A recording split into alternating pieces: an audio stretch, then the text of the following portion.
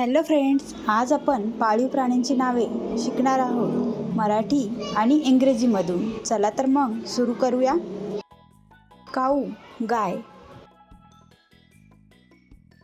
buffalo म्हैस, horse घोडा, गोट शेळी, कॅट मांजर, डॉग कुत्रा, शीप मेंढी, पिग डुक्कर, कॅमल उंट, डॉंकी गाढव, मंकी माकड,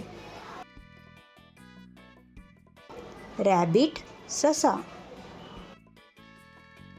हेन कोंबडी, ऑक्स बैल, टॉर्टॉइस कासव, डक बदक, कॉक कोंबडा,